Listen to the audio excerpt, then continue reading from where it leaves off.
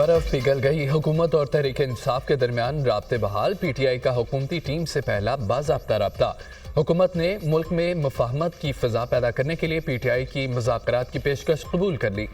PTI chairman barrister Gauhar, opposition leader Umar Ayub, साहबजादा Hamid रजा की सरदार एयाज सादिक से मुलाकात। फ्रीकैन का मुज़ाकरात के लिए पार्लियामेंट का प्लेटफार्म इस्तेमाल करने का फैसला। मुज़ाकरात के लिए पार्लियामेंट का फॉर्म इस्तेमाल करने की तजवीज़ स्पीकर ने दी। तहरीक इंसाफ और हुकूमत दोनों ने तस्लीम कर लिया मुज़ाकरात बगैर किसी पेशगई शराइत के होंगे। मुज़ाकरात का मकसद मुल्क में सियासी अदम इस्तेकाम और जारी तनाव में कमी होगा। हुकूमत से मुज़ाकरात के लिए पीटीआई की 5 रुकनी कमेटी तश्कील। अलीमीन गंडापुर, उमर अयूब, असद कैसर, सलमान अकरम राजा, साहबजादा हामिद रजा शामिल।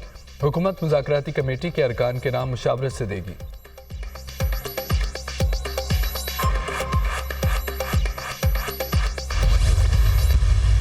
मुज़ाकराती टीम तश्कील दी है 5 मेंबरान पे, और ये कमेटी हर एक से मुज़ाकरात के लिए तैयार है। देखें, ये मुल्क इस तनाव, इस इस्तिराब, इस बेयकीनी सूरत हाल में ज्यादा अरसा नहीं चल सकता। आए जी, आप हमारे भाई हैं, आप हमारे दुश्मन नहीं हैं, न हम आपके दुश्मन हैं। हमारे सियासी इख्तिलाफात जरूर होंगे, होने भी चाहिए, लेकिन हमें एक दूसरे को ये जाती दुश्मनी नहीं बनानी चाहिए। मुल्क नहीं मुतहमिल हो सकता। गुफ्त व शुनीद करें। मुल्क की बेहतरी और तरक्की के लिए आए, मिलकर बैठकर बात करें। शिबली फराज की ऑफर। बानी पीटीआई ने मुज़ाकरात के लिए 5 रुकनी कमेटी तश्कील दे दी है। कमेटी सबसे बात करने के लिए तैयार है। इस वक्त मुल्क किसी भी तरह की हर्जा सराई का मुतहमिल नहीं हो सकता। सियासी इख्तलाफ रखें, आपस में दुश्मनियां ना बनाएं। मुल्क को हम जाती दुश्मनियों की भेंट नहीं चढ़ा सकते। सेनेटर शिबली फराज का सेनेट में इज़हार ख्याल। रिलीफ बनता है तो बानी पीटीआई को रिलीफ देना चाहिए। माजी से सबक सीखकर आगे बढ़ना होगा। यलगार से मामलात हल नहीं होते। सिंजानी की ऑफर की, लेकिन कहा गया डी चौक जाना है। 9 मई को रेड लाइन क्रॉस की गई। 24 नवंबर को एक और 9 मई कर दिया गया। 8 फरवरी की बात करने वाले 2018 की बात क्यों नहीं करते? इसहाक डार का सेनेट में इज़हार ख्याल। 9 मई को तमाम रेड लाइंस क्रॉस की। मेरा जैसा रिकंसिलिएटर भी आज कुछ नहीं कर सकता जब तक उनका फैसला ना हो। आपने एक और 9 मई जो है वो 24 नवंबर को कर दिया। अगर ये कहा गया जाता है कि जी 2024 का इलेक्शन किसी और ने जीता, मैंडेट किसी और का था, दे किसी और को दिया, तो फिर 2018 से मामला शुरू करना पड़ेगा। आप 2018 का हमारा मैंडेट वापस लौटा दें। साबित कर सकता हूं एक सेंट के साथ के आप लोगों ने गलत किया 2018-22 में। बहुत हो गया। अब 9 मई की जो धूल है वो बैठनी चाहिए। हकीकत की तरफ देखो। अगर आप कमीशन नहीं बनाते, आप लोगों का नहीं करते, तो ये धूल आप बिठाएं, आगे की तरफ बढ़े। लेकिन सबसे पहले हमारा मुतालबा है कि जो रिस्पांसिबल लोग हैं इनको जस्टिस करवाएं। हम भी मुतालबा करते हैं कि हमारे लोगों को इंसाफ मिलना चाहिए। ये इंसाफ हम इस ईवान के थ्रू लेना चाहते हैं। हमें मजबूर न करें कि हम दोबारा सड़कों पे आएँ। ये ईवान हमें वो इंसाफ दे दे। बहुत हो गया। अब 9 मई की धूल बैठनी चाहिए। 9 मई पर कमीशन नहीं बनाया जाता तो धूल बिठाकर आगे बढ़े। हमारे लोगों के साथ ज्यादतियां हुई, उन पर गोलियां चलाई गईं। दुनिया में कहीं भी पुरअमन मुजाहिरीन पर गोलियां नहीं चली। मुजाहिरीन में किसी के पास कोई असला नहीं था। कमेटी इसलिए बनाई गलतियों को ठीक करें, इसको कमजोरी ना समझे। हमें दोबारा सड़कों पर आने पर मजबूर ना करें। चेयरमैन पीटीआई बैरिस्टर गौहर का असेंबली में खिताब। सेनेटर फैसल वोडा की बैरिस्टर गौहर से पार्लियामेंट की राहदारी में मुलाकात। एक दूसरे से मुसाफा किया, मुस्कुराहटों का तबादला। मेरे भाई को मुश्किल में ना डाला करें, अच्छा इंसान है। सहाफ़ी के सवाल करने पर फैसल वोडा का जवाब।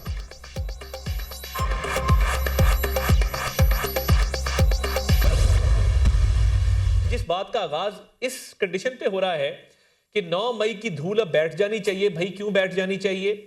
9 मई इस मुल्क के बड़े सानियों में से एक सानिया है। आपके तमाम रहनुमा, उनकी audio, video, geo tagging, location, हर चीज़ सामने है। आपके मुसल्लह जत्थों के अटैक सामने हैं और मुल्क के दिफा को कमज़ोर करने की साजिश सामने है। तो भाई उसकी धूल क्यों बैठ जानी चाहिए? क्या ये एनआरओ की अपील है, डील की अपील है, या ढील की अपील है? 9 मई की धूल क्यों बैठ जानी चाहिए? 9 मई एक बड़ा सानिया है। मुसल्लह जत्थों की वीडियो सबके सामने है। 9 मई कैसे काबिल मुआफ़ी जुर्म बन सकता है? 9 मई के मुकदमात को जल्दी मंतकी इंजाम तक पहुँचाना चाहिए। मुहज़्ज़ब मुआशरों में मुसल्लह जत्थों को मुआफ़ी नहीं दी जा सकती। मेरिट पर फैसला किया जाएगा। बानी पीटीआई का ट्रायल कहाँ होगा? बानी पीटीआई का फैज़ हमीद के साथ गठजोड़ खुलकर सामने आ गया। पीटीआई ने کمیٹی تو بنا دی لیکن ان کا مینڈیٹ سامنے نہیں آیا۔ پتہ چلنا چاہیے کہ ان کے مذاکرات کے مقاصد کیا ہیں، کیا یہ NRO ڈیل یا ڈیل کی اپیل ہے یا سنجیدہ ہے یا نہیں، کون اعتبار کرے۔ وزیر اطلاعات و تارڑ کی پروگرام دنیا مہر بخاری کے ساتھ میں گفتگو۔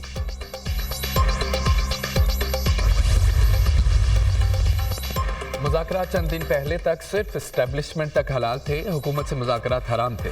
مذاکرات اچھی بات، مگر بانی پی ٹی آئی کی گارنٹی کون دے گا؟ بانی پی ٹی آئی تو دن میں کئی رنگ بدلتے ہیں۔ خواجہ آصف کا ایکس پر پیغام۔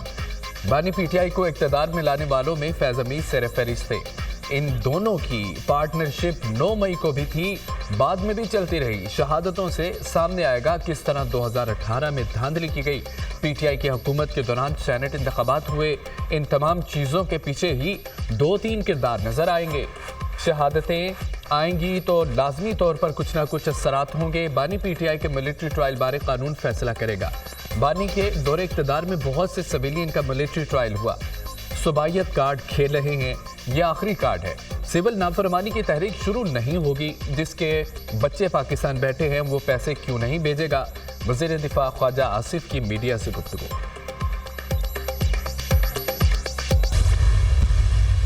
لیڈر آف اپوزیشن نے پہلے تو میں انہیں خوش آمدید کہوں گا کہ اچھا کیا انہوں نے کہ جو پارلیمانی جمہوریت کا حسن ہے اس میں اضافہ کرتے ہوئے لشکر کشی کو چھوڑ کے پارلیمان میں آنے کو ترجیح دی۔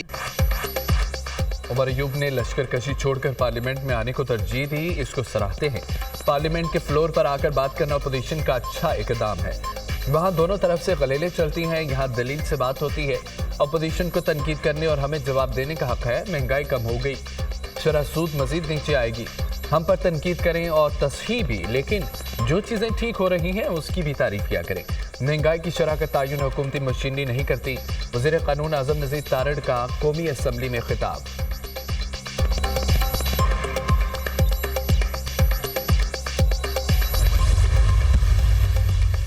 مسلم لیگ نون اور پیپلز پارٹی کے رہنماؤں میں غیر رسمی ملاقات، دونوں جماعتوں کے درمیان ورکنگ ریلیشن شپ کو بہتر بنانے پر اتفاق۔ رابطہ کمیٹیوں کی بات چیت پر بھی اطمینان کا اظہار۔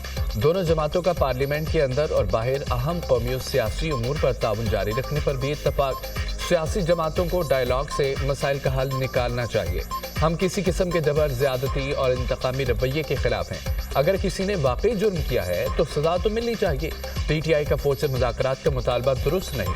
فوج مذاکرات نہیں کر سکتی، اگر کرے گی تو خلاف ورزی ہوگی۔ قمر زمان قاہرہ کی گفتگو۔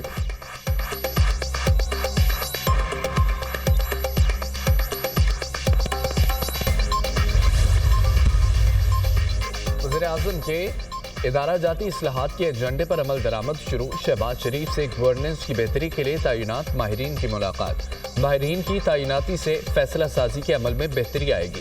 عوامی مفاد کے اہم فیصلوں کی منظوری سے دو رس مثبت نتائج مرتب ہوں گے۔ حکومت ملک کے ہر شعبے میں بہتری کے لیے اصلاحات کا ایجنڈا نافذ کر رہی ہے۔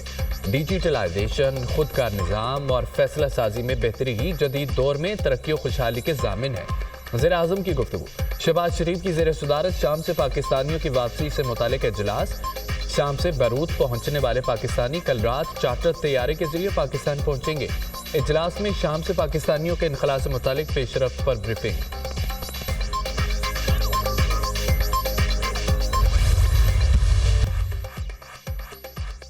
وزیر داخلہ کا F8 ایکسچینج چوک انٹرچینج اور سرینا چوک انٹرچینج پروجیکٹس کا دورہ۔ دونوں منصوبوں پر تعمیراتی کاموں پر پیش رفت کا جائزہ۔ محسن نقوی نے انڈر پاس صرف 43 دن میں مکمل کرنے پر کانٹریکٹر اور اسلام آباد انتظامیہ کی کارکردگی کو سراہا۔ F8 ایکسچینج چوک انٹرچینج میں شامل انڈر پاس 25 دسمبر کو ٹریفک کے لیے کھول دیا جائے گا۔ فروری کے دوسرے ہفتے میں F8 ایکسچینج چوک انٹرچینج کا مکمل افتتاح کیا جائے گا۔ سرینا چوک انٹرچینج کا جنوری کے پہلے ہفتے میں افتتاح کیا جائے گا، جو صرف 60 دن میں مکمل ہوگا۔ وزیر داخلہ کی دونوں منصوبوں پر 24 گھنٹے کام جاری رکھنے کی ہدایت۔ دونوں منصوبوں کو ہر صورت مقررہ مدت میں مکمل کیا جائے۔ محسن نقوی۔ بلوچستان کی ترقی اور عوام کی فلاح و بہبود ہماری اولین ترجیح ہے۔ بلوچستان کے نوجوانوں کو روزگار دینے کے لیے ہر ممکن اقدامات اٹھا رہے ہیں تاکہ ملکی ترقی میں بھرپور کردار ادا کر سکیں۔ وزیر اعظم سے گورنر بلوچستان جعفر خان مندوخیل کی ملاقات۔ صوبہ بلوچستان کے امور پر تبادلہ خیال۔ گورنر نے بلوچستان کے ترقیاتی منصوبوں میں خصوصی دلچسپی لینے پر وزیر اعظم کا شکریہ ادا کیا۔ صدر مسلم نون آزاد کشمیر شاہ غلام قادر کی بھی وزیر اعظم سے ملاقات۔ آزاد جموں و کشمیر کے لیے توانائی مسائل کے حل کے لیے 23 ارب روپے کے پیکج کی فراہمی پر وزیر اعظم کا شکریہ ادا کیا۔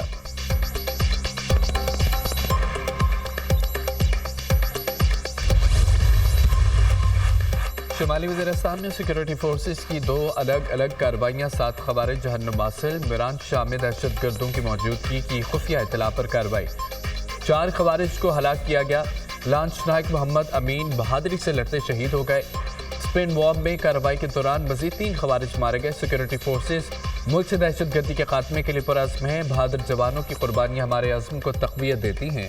ISPR۔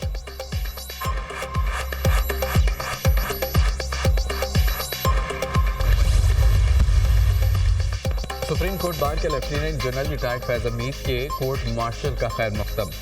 ادارہ جاتی خودشناسی کی طرف اہم قدم قرار دے دیا۔ اختیارات کا غلط استعمال کرنے والے تمام افراد کا احتساب کیا جائے۔ ایسے افراد نے اداروں کی ساکھ کو داغدار کیا، ادارے اور عوام کے درمیان دوری پیدا کی۔ ان افراد نے نہ صرف اپنے ادارے کے قوانین بلکہ اپنے آئینی مینڈیٹ سے بھی تجاوز کیا۔ تمام اداروں کے لیے ضروری ہے کہ آئینی حدود میں کام کرے۔ سپریم کورٹ بار ایسوسی ایشن۔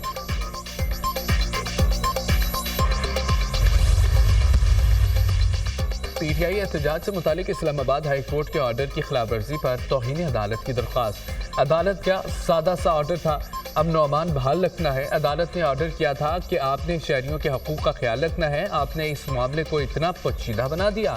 چیف جسٹس عامر فاروق کے ریمارکس۔ وزارت داخلہ کی جانب سے رپورٹ جمع کرا دی گئی ہے۔ چیف جسٹس عامر فاروق کا سوال۔ سرکاری وکیل نے کہا کہ رپورٹ ابھی جمع نہیں کرائی جا سکی، کچھ وقت چاہیے۔ چیف جسٹس عامر فاروق نے پوچھا کیا مسئلہ ہے، رپورٹ کیوں نہیں پیش کی جا رہی؟ آپ نے بتانا ہے کہ آپ نے کیا کیا ہے، بتانا مشکل ہے۔ رپورٹ فائل کریں پتہ تو چلے ہوا کیا ہے۔ اسلام آباد ہائی کورٹ نے وزارت داخلہ کو رپورٹ جمع کرانے کے لیے مزید وقت دے دیا۔ سماعت آئندہ ہفتے تک ملتوی۔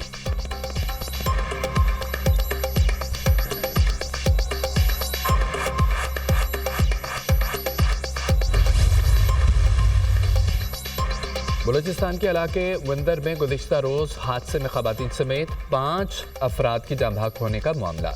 جاں بحق افراد کی میتیں بلوچستان سے کراچی منتقل۔ جاں بحق ہونے والوں میں 6 سالہ رباب، مہرین، 32 سالہ شریفہ، 20 سالہ نزگل اور 27 سالہ ماریہ بطول شامل۔